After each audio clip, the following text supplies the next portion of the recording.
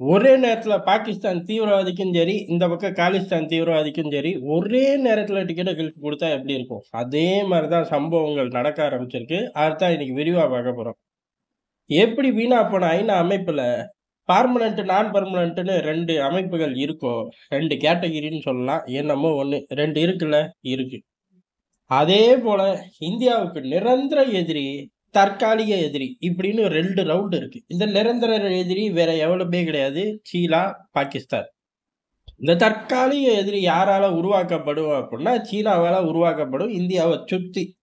அந்த நாட்டையே உருவாக்கிருவானா அப்படின்னு கேட்டா, சீனா தான் போலி தயாரிப்பாச்சே. நாடே இந்தியாவுக்கு எதிரா திரும்புன மாரி, ஒரே ஒருத்தன தூக்கிட்டு வந்து தலைமையில உட்கார வச்சு வம்பு பண்ணுவியா? இது ஒரு வெற்றி ஃபார்முலான்னு வச்சு பைடன் செஞ்சது தான். என்ன ஒண்ணே ஒண்ணு, அது நமக்கு மட்டும் கிடையாது. மொத்த பிராந்தியத்துக்கும், குறிப்பா சீனாவுக்கு தான் அதிகம். இந்த மாரி தான் அடுத்த எதிரிகள் அப்படிங்கிறது தற்காலிக எதிரிகள் உருவாகுவாய்ங்க. அதே சமயம் இதுல சம்பந்தமே இல்லாம, இந்த ஃபார்முலாக்குள்ளேயே வராம, உள்ளூர் அரசியலுக்காக தற்காலிக எதிரியா உருவாகி, நாசமா போயி, அமெரிக்காவோட 51வது மாகாணமா போய் இணையற அளவு சூழ்நிலைகள மோசமா கொண்டு போனது ஜஸ்டின் ட்ரூடோ, கனடா தான். ஒரு இளிச்சவாயன் சிக்கிக்கிட்டான் அப்படின்னோனே, என்ன ஆட்டம் ஆடுனாய்ங்க காலிஸ்தானு. எப்படி ஒரு ஜோக்கர் சிக்கிருச்சு அப்படின்னு சொல்லி மொத்த ஐரோப்பாவே அமெரிக்கா கிளச்சு போட்டுச்சோ, அதே போல எங்களுக்கும் ஒரு ஜோக்கர் சிக்கிட்டான்டா. பஞ்சாப விடுவிச்சே தீருவோம் அப்படிங்கிற மாரிலாம் பேச ஆரம்பிச்சுட்டாய்ங்க. கடைசியில கனடாவுக்கு நாடுங்கிற அந்தஸ்து போனது தான் மிச்சம். அந்த அளவு பேக் ஃபயர் ஆச்சு. ஜஸ்டின் ட்ரூடோ எங்க அப்படின்னு பூத கண்ணாடி போட்டு பார்க்கணும். அதுல தெரிஞ்சுட்டாரு, உள்ளூர்காரனே போய் டிக்கெட்ட கிழிச்சு குடுத்துருவான். உன்னால எவ்வளவு பிரச்சனை இந்த நாட்டுக்கு. வளமான நாட்ட கொண்டு போய் அதல பாதாளத்துல தள்ளிட்டியேடா பாவி மனுஷா! அப்படின்னு சொல்லி உள்ளூர்லயே திட்டாத குறை. அந்த கனடா இப்ப இந்தியாவுக்கு எப்படி அனுசரணையா மாறுது அப்படிங்கிறத அப்படியே ரிவர்ஸ் தோசைய திருப்பி போட்ட மாரி. G7 மாநாடு நடக்குது. G7 மாநாடுக்கு இந்தியாவ சிறப்பு அழைப்பாளர்களா கனடா கூப்ட்டுருக்கு. நல்ல விஷயம். அதே சமயம் ஏஜென்சிகள் மைக்க போடுறார்கள். கனடா, இந்தியா உறவு அப்படிங்கிறது அதல பாதாளத்துல இருந்துச்சு. எப்படி சரியாச்சு அப்படிங்கிறத, அதல பாதாளத்துலயும் இல்ல, ரோட்லயும் இல்ல. அது கோபுரத்துல இருக்கியா? அப்படிங்கிற மாரி பதில சொல்லிட்டு போயிட்டாரு. காரணம் இந்தியா ஒரு 5வது பொருளாதாரம் கொண்ட நாடு. உலக அரங்குல பல சிறப்பு வாய்ந்த நகர்வுகள இந்தியா பண்ணிக்கிட்டு இருக்கக்கூடிய சமயம். அப்பேற்பட்ட நாட விலக்கி வச்சுட்டு கனடா பயணிக்க விரும்பலை. ஒன்றா இணைந்து பயணிக்க தான் நாங்க விரும்புறோம். எந்த காலத்திலயும் இந்திய கனடா நட்பு அப்படிங்கிறது நல்லா தான் இருக்கு அப்படின்ட்டாரு. முன்னாள் ரிசர்வ் பேங்க் கவர்னர்ன்னு ப்ரூவ் பண்ணிட்டாரு. கார்ல சுத்தி சுத்தி பொருளாதாரத்துக்கே வராரு. அடுத்த ரீதியா இந்த டிஜிட்டல் டெக்னாலஜில அவனுங்க எங்கேயோ போய்க்கிட்டு இருக்காய்ங்க. அவனுங்க கூட கைகோர்க்கிறது தான் நமக்கு நல்லது. அதாவது கனடாவுக்கு நல்லது அப்படின்னு சொல்லி, அமெரிக்கா பெரிய அளவு டிஸ்டர்ப் பண்ணிக்கிட்டே தான் இருக்க போது. டிஸ்டர்ப் பண்ணும்போது அப்படியே சுத்தி சுத்தி சுத்தி சுத்தி பார்ட்னர நாங்க கிரியேட் பண்ணுவோம். அதுல ஃபர்ஸ்ட் ஆளு இந்தியா அப்படின்னு சொல்லி கனடா அறிவிச்சிருச்சு. அது மட்டும் கிடையாது. இப்படி கனடா அறிவிச்சா சுத்தி உள்ள நாடுகள்லாம் டிஸ்டர்ப் பண்ணாம இருக்கணுமா? அப்படின்னு கேட்டா சத்தியமா இருக்கணும். இருந்தா மட்டும் தான் நம்மளால ஈஸியா மைலேஜ் எடுக்க முடியும். இல்ல போராடி மைலேஜ் எடுக்க விட்டுருவாய்ங்க. இந்த G7 மாநாட்டுக்கு நாங்க தான் தலைமை வகிக்கிறோம். அதனால இந்தியாவ கூப்பிடுறோம். அதே சமயம் மத்த நாடுகள்ட்டயும் கலந்து ஆலோசனை செஞ்சோம். எல்லா பயலும் கூப்பிடு, கூப்பிடு, கூப்பிடுன்னு தான் சொல்றாய்ங்க அப்படின்னு சொல்லி மொத்த ஆதரவும் இந்தியாவுக்கு இருக்குங்கிறத தெளிவா காட்டியாச்சு. இப்ப இவ்வளவு தூரம் தெளிவா டைவ் அடிச்சதுக்கு அப்புறம், காலிஸ்தான் தீவிரவாதிகளோட நிலைமை, ஏற்கனவே ட்ரம்ப் வந்தோனயே பைடன் ஆட்சியில பெரிய ஏதோ விஐபி மாரி ஏழை இந்திய ஏஜென்சிகளை குறி வச்சிருக்கு. பாதுகாப்பாரு, நீ வீட்ட விட்டு வெளில வராத, நீ வீட்டுக்குள்ளேயே பங்கர் தோண்டி இருந்துக்க அப்படின்னு சொல்லி, ஆட்கள் தான் பாதுகாப்புக்கு போடல. எல்லா சேட்டையும் பைடன் நிர்வாகம் பார்த்தார்கள். பார்த்துப்புட்டு இவனுங்க வாய் பேசுற அழகையும் வேடிக்கை பார்த்தாய்ங்க. 2யுமே பண்ணாய்ங்க. இந்த பக்கம் கனடாவ கேட்கவே வேணாம். கனடாவே காலிஸ்தான் குரூப்புக்கு தான் சொந்தம்னு அவனே அறிவிப்பான். ஆமா, இதுல என்ன தப்பு? அப்படின்னு சொல்லி ஜஸ்டின் ட்ரூடோவும் அறிவிப்பான். ஏலே அவனுக்கும் உனக்கும் வித்தியாசமே தெரியலையா? அவன் ஒரு கேங்ஸ்டர் தீவிரவாதி. அவன் கூட போய் ஒரு நாட்டோட பிரைம் மினிஸ்டர் இப்படி நிக்கிறியே அப்படின்னு கேட்டா, நான் நிப்பேன். நிக்கிறது என்னோட கடமை அப்படின்னு சொல்லி அந்த ஆளு ஆத்து ஆத்துன்னு ஆத்துவாரு. கடைசியில வீட்ல போய் பொண்டாட்டி பிள்ளைகள் டீ போட்டு குடு அப்படின்னு பத்தி விட்டாய்ங்க. அதே மாரி தான் பைடன் போனதுக்கப்புறம், பைடன் பாதுகாப்பா இருன்னு எவனெல்லாம் சொன்னாரோ, அதே இடத்துக்கு போயி ஏஜென்சிகள் FBI அவனெல்லாம் தூக்கிட்டு வந்து உள்ள புடிச்சு போட ஆரம்பிச்சுருச்சு.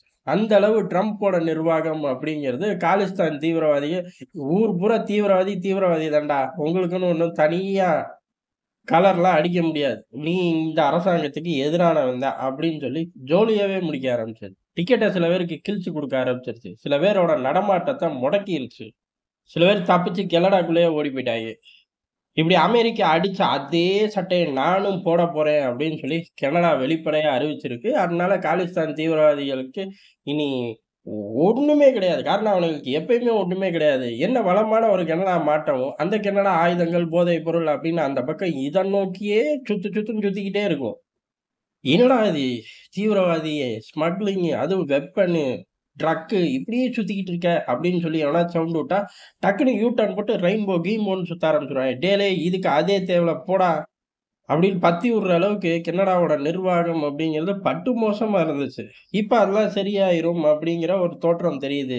சரியாயே தீரணும். சரியாகல அப்படின்னா 51வது மாகாணமா இணைச்சுட்டு போயிருவாய்ங்க. "ஏலே உன்னால எனக்கு பாதுகாப்பு அச்சுறுத்தல். நீ ட்ரக்கையும் கண்ட்ரோல் பண்ணல, வெப்பனையும் கண்ட்ரோல் பண்ற. இதுக்கு ஒரே வழி என்ன தெரியுமா?